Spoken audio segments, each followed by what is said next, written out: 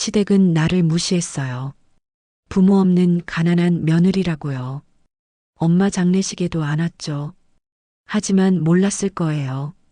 내가 300억짜리 빌딩의 주인이 됐다는 사실을. 그리고 그날 커피를 손에 들고 나오던 남편 앞에서 관리소장이 외쳤죠. 이분이 새로운 건물주님이십니다. 휴대폰이 울려도 받지 않았습니다. 1시간 전 엄마가 돌아가셨다는 말을 전했는데도 정우는 전화를 받지 않더군요.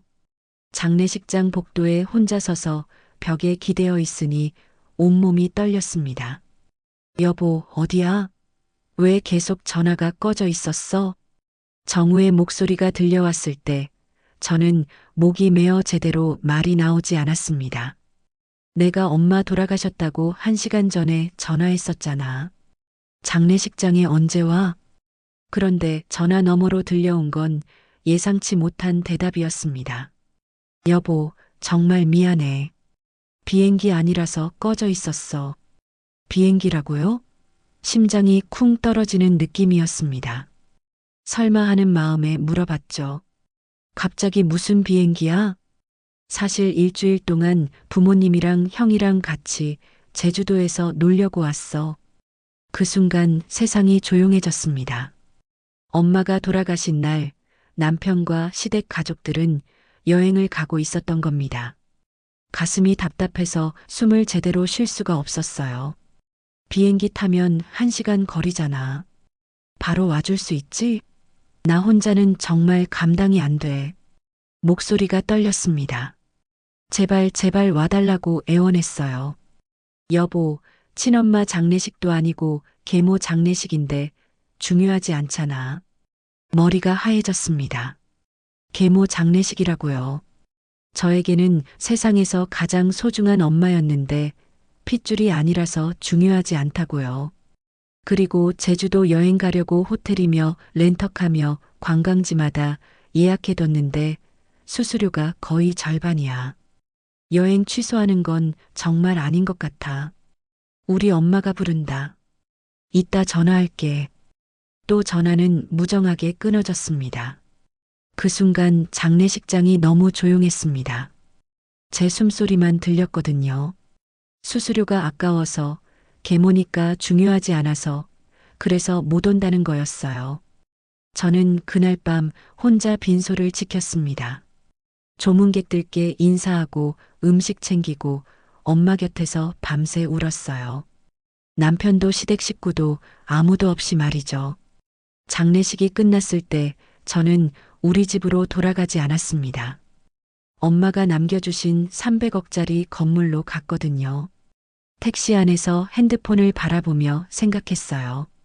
내가 엄마 앞에서 이렇게 무너지고 있을 때 당신들은 제주도 바다에서 웃고 있었겠지.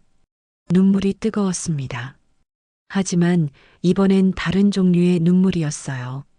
슬픔의 눈물이 아니라 분노의 눈물이었습니다. 이제 가만두지 않을 거야. 택시가 강남의 고급 빌라 단지 앞에 멈췄을 때 저는 새로운 사람이 되어 있었습니다. 오늘부터 모든 게 달라질 거였어요. 택시 안에서 저는 생각에 잠겼습니다. 사실 저에게는 남에게 잘 털어놓지 않는 가족 이야기가 있거든요. 저에게는 2명의 엄마가 있었습니다. 한 명은 저를 낳아준 생모이고 또 한 명은 저를 키워주신 엄마였어요. 아버지는 정말 착한 사람이었습니다. 하지만 경제적으로는 솔직히 많이 힘들었죠. 제가 초등학교 1학년 때였나요? 생모는 가난한 아버지와 어린 저를 남겨두고 떠나버렸어요. 이렇게 사는 게 사는 거냐면서 큰 소리로 아버지와 싸우시던 모습이 아직도 기억납니다. 어린 마음에도 우리가 너무 짐이었나 보다 싶었거든요. 그렇게 아버지와 단둘이 살게 됐어요. 아버지는 저를 위해서 택시 운전을 시작하셨습니다. 새벽 4시에 나가서 밤 12시에 들어오시곤 했죠. 그때 아버지의 지친 뒷모습이 아직도 눈에 선해요. 제가 초등학교 3학년이 될 무렵이었습니다. 어느 날 아버지가 낯선 아줌마를 집에 데려오신 거예요. 선영아, 이제부터 이분이랑 같이 살 거야. 그 아줌마는 정말 예쁘고 다정해 보였어요. 아버지보다 훨씬 젊어 보이셨고 저를 보는 눈빛이 따뜻했거든요. 하지만 초등학생이었던 저는 받아들일 수가 없었습니다. 절대 엄마라고 부르지 않겠다고 마음먹었죠. 계속 아줌마라고만 불렀어요. 밥도 같이 안 먹고 말도 안 하고 정말 삐딱하게 굴었습니다. 선영아, 학교 어땠어? 아줌마가 왜 궁금해요? 오늘 뭐 먹고 싶어? 아줌마가 해주는 건 안 먹을 거예요. 지금 생각해보면 정말 철없었어요. 그분을 얼마나 속상하게 했을까요? 하지만 그때의 저는 무서웠습니다. 낳아준 엄마도 나를 버리고 갔는데 핏줄도 아닌 이 사람도 언젠가는 떠날 거야 라는 생각뿐이었거든요. 어린아이가 자신을 지키려는 방어막 같은 거였을 거예요. 상처받기 전에 먼저 벽을 쌓는 거죠. 그런데 그런 저에게도 그 아줌마는 변함없이 다정했어요. 매일 아침 도시락을 싸주시고 학교에서 돌아오면 간식을 준비해 두시고 제가 아무리 차갑게 굴어도 포기하지 않으셨습니다. 그런데 그 일이 일어났어요. 제가 학교 끝나고 집에 가는 길에 동네 슈퍼에 들렀거든요. 과자 하나를 집어들고 돈을 내려는데 슈퍼 아저씨가 갑자기 제 팔을 붙잡는 거예요. 야, 너 돈 안 내고 가려고 했지? 아니에요. 돈 내려고 했는데요. 동전을 꽉 쥐고 있었는데도 말이에요. 거짓말하지 마. 내가 다 봤어. 슈퍼 안에 있던 다른 손님들이 하나둘 쳐다보기 시작했어요. 얼굴이 빨갛게 달아올랐죠. 부모도 제대로 없는 아이라서 도둑질하는 거지. 에이, 불쌍하긴. 그 말이 가슴에 꽂혔어요. 눈물이 핑 돌았는데 그때였습니다. 아저씨, 지금 뭐라고 하신 거예요? 뒤에서 날카로운 목소리가 들렸어요. 돌아보니 그 아줌마가 서 계셨습니다. 평소와는 완전히 다른 표정이었죠. 얼굴이 굳어 있고 눈빛이 차가웠어요. 그날 처음으로 그분을 엄마라고 불렀습니다. 그리고 그날부터 우리는 정말 진짜 모녀가 됐어요. 제가 선영이를 낳고 키우는 내내 한 번도 거짓말한 적이 없어요. 그리고 설사 진짜 실수로 그런 일이 있었다 해도 아이한테 그렇게 말할 이유는 없잖아요. 낳아서 키웠다고. 그 순간 가슴이 뭉클했습니다. 핏줄도 아닌 저를 자신이 낳은 아이처럼 말씀하시는 거예요. 아이는 실수할 수 있어요. 하지만 어른이 아이에게 상처 주는 말을 하는 건 절대 용서할 수 없어요. 특히 부모 없는 아이라는 말은요. 그리고는 제 손을 꽉 잡으시더라고요. 선영아, 엄마가 믿어. 우리 딸은 그런 아이가 아니야. 우리 딸이라고요. 그 순간 뭔가가 무너졌습니다. 지금까지 쌓아 올렸던 모든 벽들이 와르르 무너지는 느낌이었어요. 집에 돌아가는 길에 계속 울었습니다. 엄마도 같이 우셨어요. 선영아, 미안해. 엄마가 더 빨리 와줬어야 했는데. 아니에요, 엄마. 그날 처음으로 엄마라고 불렀어요. 엄마가 깜짝 놀라시더니 눈물을 뚝뚝 흘리셨습니다. 선영이가 엄마라고 불러줘서 정말 고마워. 엄마는 선영이를 세상에서 가장 사랑해. 정말로. 그날부터 우리는 정말 진짜 모녀가 됐습니다. 다른 집 아이들처럼 함께 쇼핑도 하고 함께 요리도 하고 밤늦게 이야기도 나누고 모든 걸 함께 했어요. 엄마는 정말 젊고 예뻤습니다. 아버지와 함께 다닐 때면 사람들이 부러워하는 눈빛으로 쳐다보곤 했거든요. 그런 엄마가 젊음에도 불구하고 저 때문에 아이를 갖지 않겠다고 하셨어요. 선영이면 충분해. 엄마한테는 선영이가 전부야. 그렇게 5년을 정말 천국 같은 날들을 보냈습니다. 아버지도 안정적으로 택시 일을 하시고 엄마는 집에서 저를 돌봐주시고 정말 평범하지만 행복한 가정이었어요. 하지만 너무 행복했던 걸까요? 질투하는 누군가가 우리에게 시련을 준 걸까요? 제가 고등학교에 들어갈 무렵부터 균열이 생기기 시작했습니다. 아버지는 여전히 성실하게 택시 일을 하셨어요. 새벽부터 밤늦게까지 정말 열심히 일하셨죠. 하지만 외환위기가 터지면서 승객들이 줄어들기 시작했어요. 택시를 잡는 사람들도 적어지고 기다리는 시간만 길어졌죠. 그런 시간들이 문제였습니다. 동료 기사분들과 시간을 때우다 보니 자연스럽게 화투를 치게 됐나 봐요. 처음엔 정말 심심풀이였어요. 1,000원, 2,000원 하는 작은 돈으로 시작했는데 언제부턴가 그 금액이 커지기 시작했습니다. 10,000원, 20,000원, 그러다가 100,000원, 100,000원.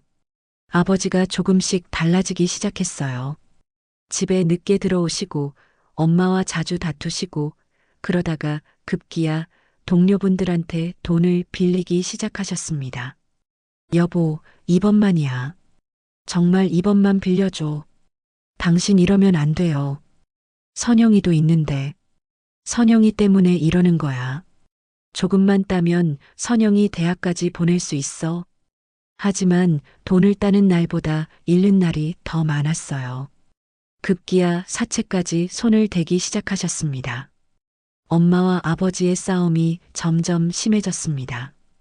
밤마다 큰 소리가 났고 저는 방에서 이불을 뒤집어 쓰고 떨고 있어야 했어요. 당신 정신 차려요. 이러다가 집까지 날릴 거예요. 당신이 뭘 알아? 내가 얼마나 열심히 사는데.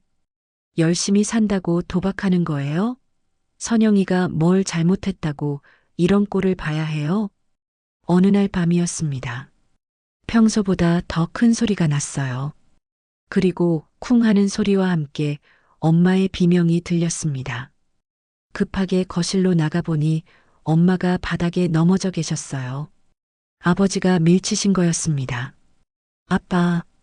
제가 소리쳤지만 아버지는 그대로 문을 박차고 나가버리셨어요. 엄마를 부축해서 일으켜 드렸는데 팔과 다리에 멍이 들어 있었습니다.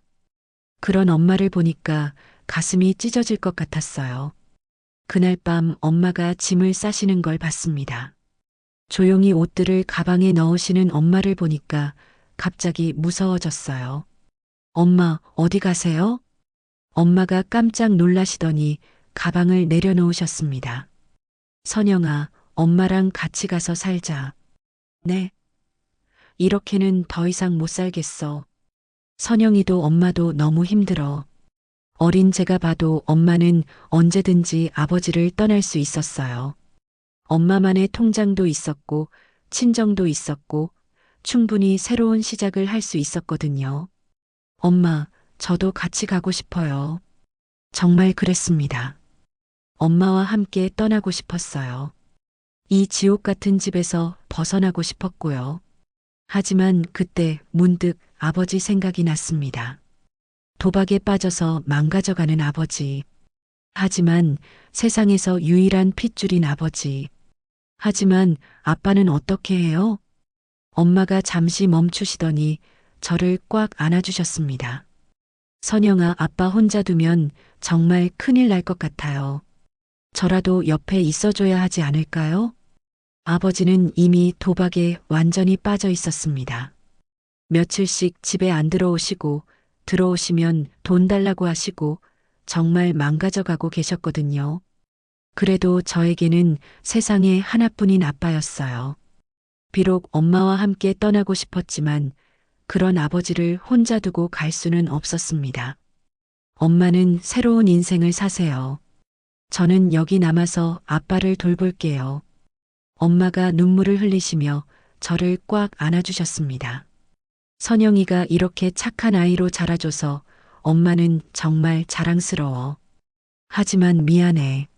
엄마는 더 이상 견딜 수가 없어. 괜찮아요, 엄마. 저도 이해해요. 그날 밤 엄마는 정말 떠나셨습니다. 현관문이 닫히는 소리를 듣고 저는 엄마 방으로 달려갔어요. 엄마 옷장을 열어보니 몇 벌의 옷만 남아 있었습니다. 그 옷들을 끌어안고 밤새 울었어요. 그때부터 저는 평생 엄마를 그리워하며 살았습니다. 하지만 연락할 용기는 없었어요. 엄마의 새로운 인생에 제가 걸림돌이 될까 봐서요. 그래서 엄마가 그리울 때마다 남아있던 엄마 옷을 끌어안고 잠들곤 했습니다. 저에게는 진짜 엄마가 한 분뿐이었어요. 바로 그 두 번째 엄마, 저를 무조건 믿어주시고 사랑해주셨던 분이요. 그날 이후 엄마 소식은 들을 수 없었습니다. 아버지는 엄마가 떠나신 후 더욱 심하게 망가지셨어요. 도박빚은 눈덩이처럼 불어났고 저는 학교를 다니면서 아르바이트로 생활비를 벌어야 했습니다. 제가 20살 되던 대학교 입학식 전날 아버지가 돌아가셨어요. 도박빚에 시달리시다가 심장마비로요. 그날부터 저는 정말 고아가 됐습니다. 결혼해서 정우와 시댁이라는 새로운 가족이 생겼지만 늘 따라다니는 외로움이 있었어요. 진짜 가족이 그리웠거든요. 그렇게 몇십 년이 지났고 바로 그 두 번째 엄마의 장례식이었습니다. 엄마는 평생 혼자 사셨다고 들었어요. 아마도 아버지에게 받은 상처 때문에 재혼을 하지 않으셨을 거예요. 그 긴 세월을 혼자 얼마나 외로우셨을까요? 따르릉 따르릉. 그 소리에 다시 현실로 돌아왔죠. 정우에게서 전화가 왔어요. 하지만 받고 싶지 않았습니다. 저는 택시에서 내려서 지금 엄마가 살던 강남의 고급 빌라에 와 있거든요. 이곳은 정말 대단한 곳이에요. 유명 연예인들이나 대기업 회장님들이 사는 곳이라고 하더라고요. 거실에 앉아 있는데 정말 럭셔리합니다. 이탈리아산 가죽 소파는 앉는 순간 몸이 푹 빠질 정도로 부드럽고 거대한 크리스털 샹들리에가 은은한 빛을 내뿜고 있어요. 이런 곳에서 엄마가 혼자 사셨다니 정말 믿어지지 않았습니다. 따르릉 따르릉. 또 울려요. 정말 끈질기네요. 아마 제주도에서 돌아와서 집에 갔는데 제가 없으니까 당황하고 있을 거예요. 결국 전화를 받았습니다. 여보, 나 지금 서울에 도착했는데 장례식장으로 가면 돼? 서울에 도착했다고요? 지금 장례식은 벌써 끝났어요. 뭐, 벌써? 언제 끝났는데? 정말 놀라는 목소리였습니다. 본인이 언제 떠났는지도 기억 못하나 봐요. 며칠 전에요. 당신이 제주도에서 놀고 있을 때 말이에요. 목소리가 차갑게 나왔어요. 의도한 건 아니었는데 자연스럽게 그렇게 됐습니다. 여보, 그게 아니라 내가 정말 바빴기도 했고 갑자기 여행 취소하기도 어렵고 또 변명이에요. 지금까지 계속 그랬듯이요. 이제 됐어요. 뭐가 됐다는 거야? 우리 사이요. 이제 끝이에요. 정우가 잠시 당황하는 것 같았습니다. 평소 같으면 제가 절대 이런 말을 하지 않거든요. 여보, 너 지금 화가 나서 그러는 거지? 집에서 보자. 우리 집에 와 있어. 여전히 제가 단순히 삐져 있다고 생각하는 것 같아요. 아니요. 그리고 앞으로도 그 집에 돌아갈 생각 없어요. 그런데 문득 3개월 전 일이 떠올랐습니다. 최근에 정우에게도 이야기하지 못한 비밀이 하나 있었거든요. 3개월 전에 병원에서 연락이 왔던 일 말이에요. 그날도 평범한 화요일이었습니다. 시장에서 장을 보고 집에 돌아와서 저녁 준비를 하고 있었는데 낯선 번호로 전화가 왔어요. 여보세요? 혹시 박선영 씨 되시나요? 남자 목소리였는데 뭔가 공식적인 느낌이었어요. 네, 맞는데요. 강남병원 사회복지과입니다. 김영숙 씨 보호자 되시죠? 김영숙. 그 이름을 듣는 순간 온몸이 얼어붙었습니다. 몇십 년 만에 처음 듣는 키워주신 엄마 이름이었거든요. 손에 들고 있던 당근이 바닥에 떨어졌어요. 지금 뭐라고 하셨어요? 김영숙 환자분 보호자이신 박선영 씨 맞으시죠? 환자분이 응급실에 계신데 보호자가 필요해서 연락드렸어요. 엄마가 엄마가 병원에? 어떻게 제 연락처를 아셨어요? 환자분께서 응급 연락처로 알려주셨습니다. 지금 상태가 좋지 않으셔서 빨리 와주시면 좋겠는데요. 지금 갈게요. 냉장고에서 나온 찬바람도 느끼지 못한 채 그대로 뛰쳐나갔습니다. 병원에 도착해서 간호사에게 김영숙 환자를 찾는다고 했어요. 간호사가 안내해준 병실 문 앞에서 한참을 서 있었습니다. 문 너머로 엄마가 계신다는 게 믿어지지 않았거든요. 용기를 내서 문을 열고 들어갔어요. 그리고 그곳에서 본 모습에 다시 한번 충격을 받았습니다. 그렇게 예쁘고 젊었던 엄마가 이제는 앙상하게 마른 할머니가 되어 계셨어요. 살이라고는 하나도 없이 뼈만 남은 것 같았고 얼굴은 누런빛으로 변해 있었습니다. 하지만 그 눈빛만은 여전했어요. 저를 바라보는 그 따뜻한 눈빛은 옛날 그대로였습니다.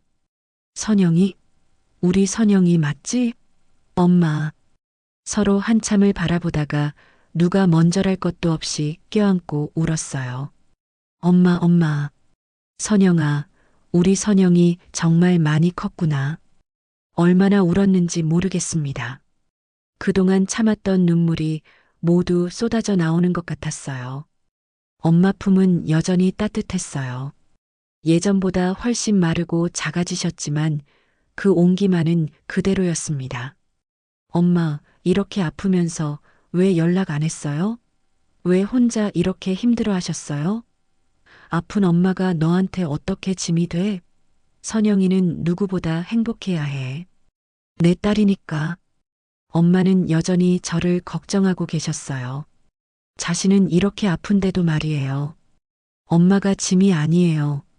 엄마는 저에게 세상에서 가장 소중한 사람이에요. 왜 이제서야 연락하셨어요? 선영아, 엄마가 정말 보고 싶었어. 하루도 너를 잊은 적이 없었어. 하지만 연락할 용기가 없었어. 왜요? 너한테 상처만 줬잖아. 떠나면서 얼마나 힘들게 했는데 다시 나타나서 또 아프게 하고 싶지 않았어. 엄마가 눈물을 흘리시는 걸 보니까 가슴이 찢어질 것 같았습니다. 그날부터 엄마의 이야기를 들었어요. 정말 힘든 세월을 보내셨더라고요. 엄마는 아버지와 헤어진 후 평생 혼자 사셨다고 했습니다. 아버지와의 결혼 실패로 너무 큰 상처를 받으셨나 봐요. 한번 실패하고 나니까 무서웠어. 또 누군가를 믿고 의지했다가 배신당할까봐. 더 충격적인 건 친정에서도 외면받으셨다는 거였어요. 이혼한 딸은 우리 집 딸이 아니라고 하시더라. 다시는 집에 오지 말라고. 가문에 먹칠했다고. 그렇게 정말 혼자가 되신 거예요. 의지할 곳 하나 없이 말이에요. 생계를 위해서 정말 안 해본 일이 없으셨다고 해요. 식당에서 설거지부터 시작해서 구두 닦기, 청소부, 빌딩 관리, 야간 경비. 손에 굳은 살이 박이도록 일하셨대요.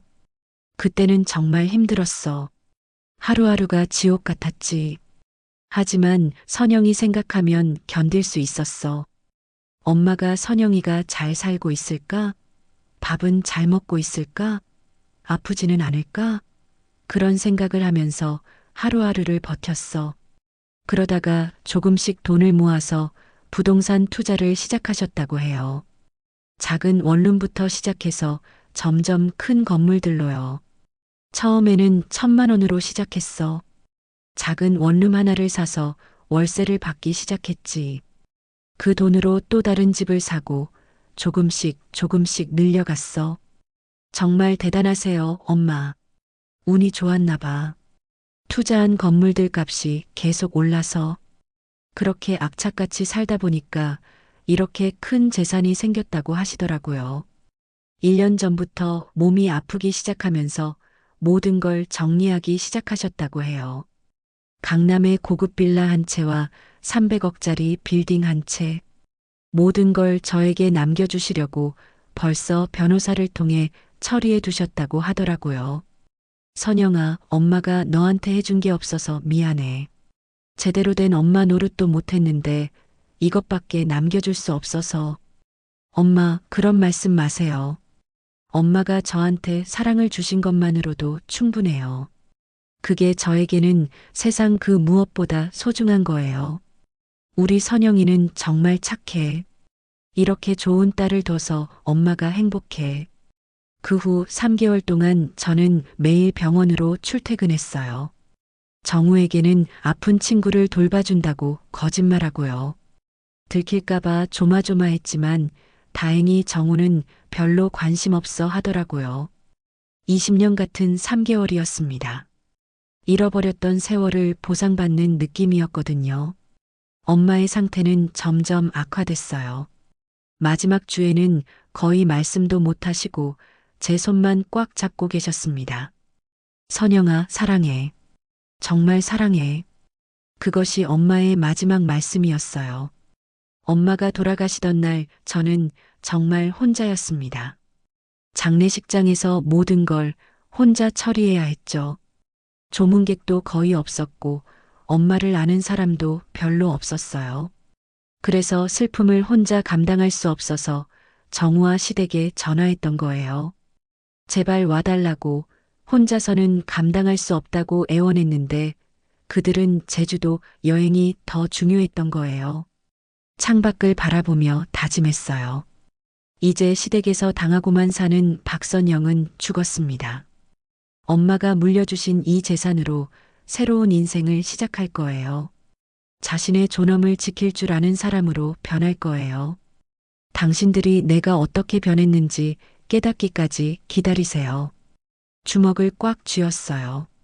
내가 받은 상처를 똑같이 돌려줄 테니까. 일주일이 지났습니다. 저는 엄마 빌라에서 조용히 지냈어요. 정우에게서 더 이상 연락은 오지 않았고 시댁에서도 아무 소식이 없었습니다. 마치 제가 처음부터 없었던 사람처럼요. 그러던 어느 날 오후 변호사님께서 연락을 주셨어요. 선영 씨, 축하드려요. 소유권 이전이 모두 완료됐습니다. 이제 정식으로 빌라와 빌딩이 선영 씨 소유가 됐어요. 전화를 받는 순간 가슴이 뛰었습니다. 드디어 정말로 제 것이 됐다는 게 실감이 났어요. 그리고 오늘 아침에 모든 임차인들에게 건물주가 바뀌었다는 공지를 보냈어요.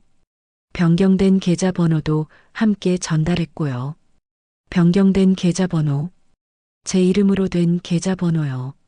정우와 시댁 식구들이 그걸 보면 어떤 반응을 보일까요? 이번 달부터 바로 임대료가 선영 씨 계좌로 입금될 거예요. 첫 월세 받으시는 거네요. 빌딩으로 향하는 길에 마음이 설렜습니다. 정식으로 제 건물이 됐다니 아직도 믿기지 않았거든요. 빌딩 앞에 도착했어요. 제 건물, 이제 정말 제 것이에요.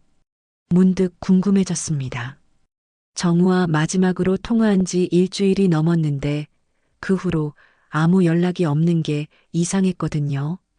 평소 같으면 계속 전화하고 문자하면서 집에 오라고 했을 텐데 너무 조용했어요.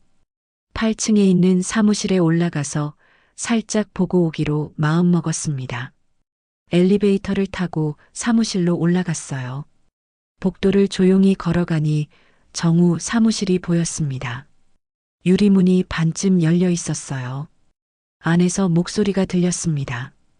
다들 사무실에 모여 있나 봐요. 살짝 몸을 숨기고 안을 들여다봤어요. 정우, 시아버지, 시어머니, 그리고 젊은 여자 직원 한 명이 사무실에 모여 앉아 있었습니다. 이번에 빌딩 주인 바뀌었다고 연락 왔더라. 시아버지의 목소리였어요. 이번 달부터 계좌 번호가 변경된다고 하네. 그런데 참 웃긴 게 시어머니가 뭔가를 보면서 키득거렸어요. 건물주 이름이 박선영이래. 우리 며느리랑 똑같네. 하, 정말 웃기네.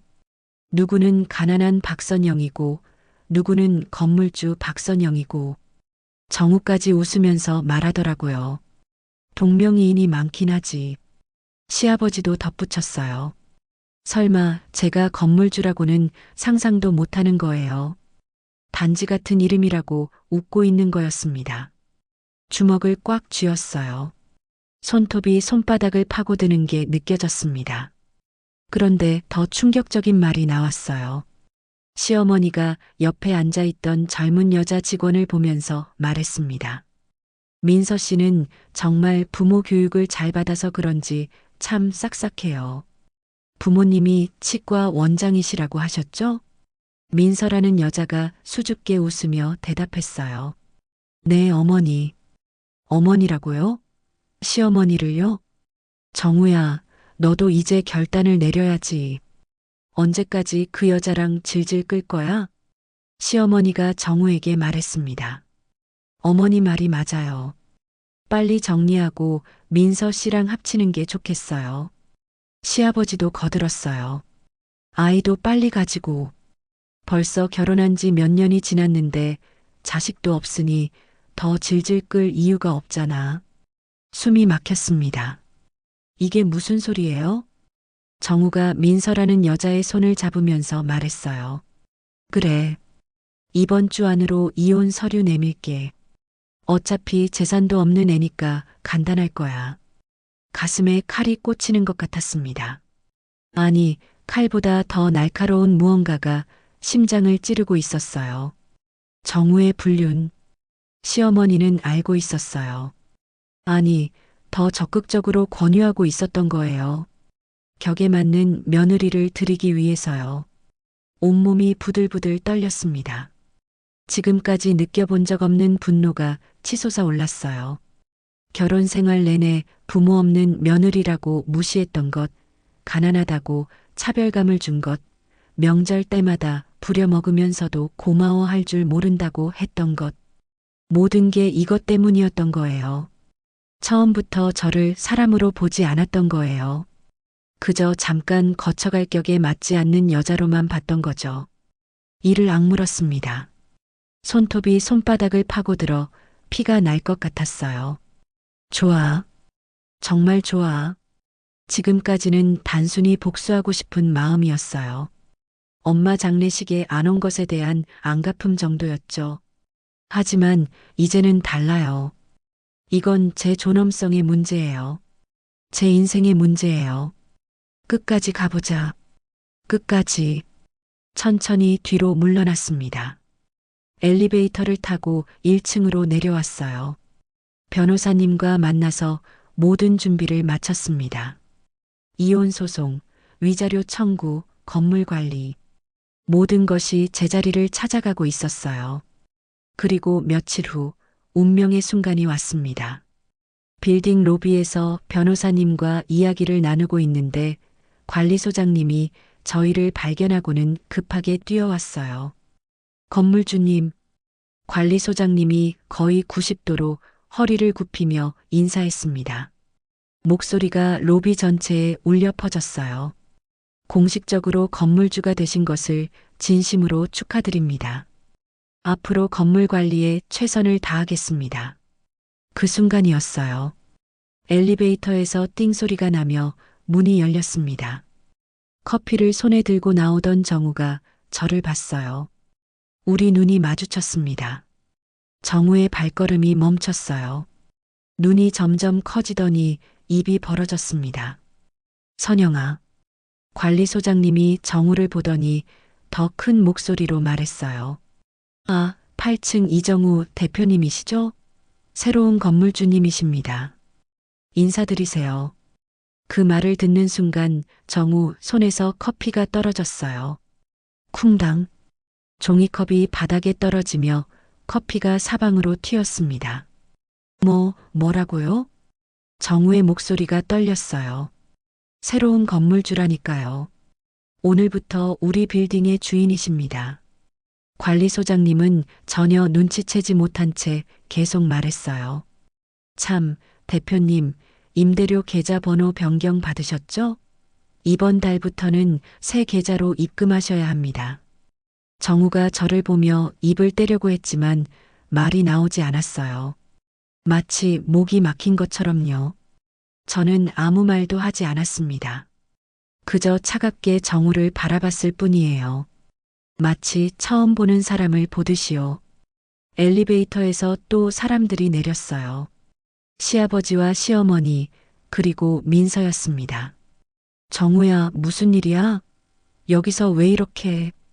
시어머니가 다가오다가 저를 보고 멈췄어요. 사모님, 이분이 새로운 건물주님이십니다. 관리소장님이 또 큰 목소리로 말했습니다. 뭐? 시어머니가 비명을 질렀어요. 시아버지도 얼어붙은 표정으로 저를 쳐다봤습니다.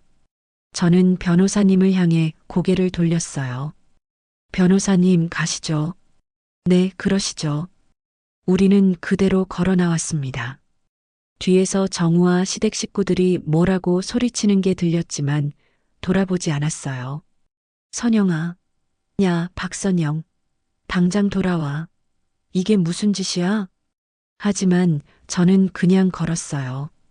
차갑게, 당당하게. 빌딩 밖으로 나오자 변호사님이 조용히 말씀하셨어요. 이제 정말로 시작이군요. 네, 이제 시작이에요. 몇 개월 후 모든 것이 정리됐습니다. 이혼도 성사됐고 위자료도 받았어요. 정우의 회사는 결국 문을 닫았고 그들은 빌딩에서 쫓겨났습니다. 하지만 제게는 더 중요한 일이 기다리고 있었어요. 엄마가 남겨주신 빌딩 10층에 희망 취업 교육센터를 열었습니다. 저처럼 어려운 환경에서 자란 사람들을 위한 무료 교육 공간이었어요. 안녕하세요, 여러분. 저는 이 센터를 운영하는 박선영입니다. 첫날 20명의 수강생이 왔어요. 모두 제 눈빛과 비슷한 간절함을 가진 사람들이었습니다. 저도 여러분처럼 어려운 시기를 겪었어요. 하지만 포기하지 않았습니다. 여러분도 할 수 있어요. 박수가 터져 나왔습니다. 1년 후 저는 엄마 묘소를 찾았어요. 엄마 잘 지내고 있어요. 엄마가 남겨주신 것들로 좋은 일 하고 있어요. 복수는 했지만 그게 다가 아니라는 걸 알게 됐어요. 이제는 앞을 보고 살려고요. 꽃을 놓고 일어섰습니다. 과거의 박선영은 정말 죽었어요. 무시당하고 구박받던 그 사람은요. 하지만 새로운 박선영이 태어났습니다. 당당하고 남을 돕는 자신의 꿈을 향해 나아가는 사람으로요. 엄마가 남겨주신 건 단순히 재산이 아니었어요. 새로운 시작의 기회였습니다. 진짜 제 인생을 살 수 있는 기회요. 복수는 끝났지만 제 인생은 이제 시작이었어요. 진짜 의미 있는, 가치 있는 인생이요.